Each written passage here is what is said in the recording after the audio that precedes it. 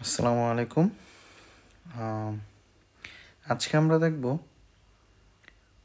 আমাদের সবার মুখে মুখে একটা ত্রিকোণমিতির সূত্র থাকে, sine square plus cos square theta equal to 1।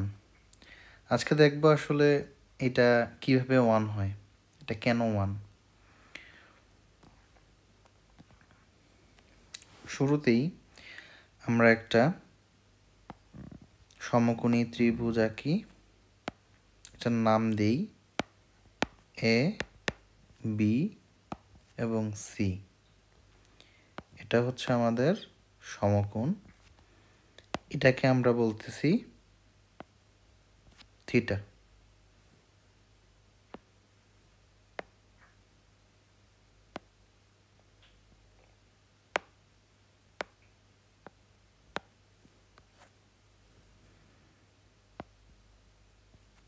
ওকে, তাহলে আমরা খুব সহজেই লিখতে পারি যে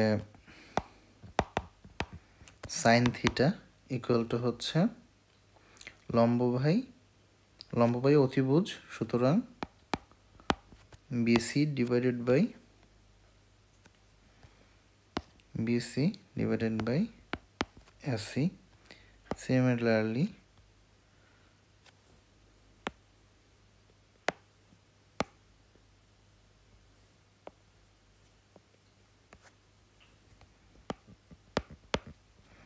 কস থিটা সমান সমান লিখব ভূমি বাই অতিভুজ, that means AB divided by AC.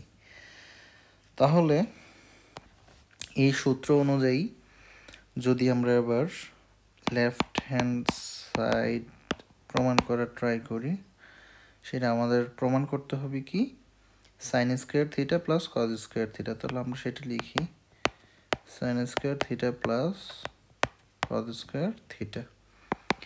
এবার সাইন স্কোয়ার থিটা, আমি এবার এই সাইন থিটার যেই ভ্যালু সেটাকে আমি এখানে বসাবো, সুতরাং BC by AC whole square plus cos square থিটার জায়গায় কস থিটার যে ভ্যালুটা সেটা বসাবো, AB divided by AC whole square.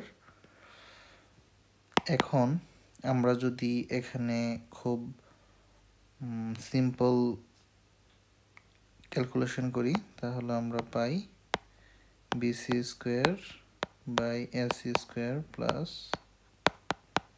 AC square আর উপরে এবি স্কোয়ার।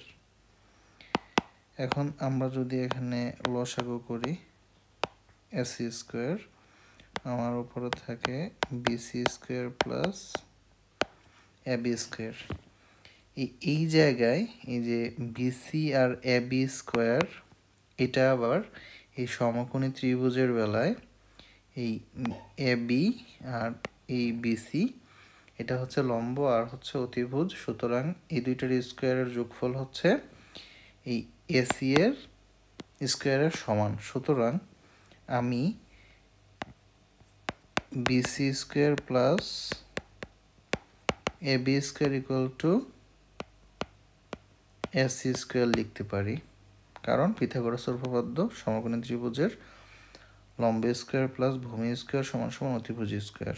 এখান থেকে আমি খুব সহজেই লিখতে পারি AC square divided by AC square, যার মান হচ্ছে 1। এইভাবেই আমরা বলতে পারি যে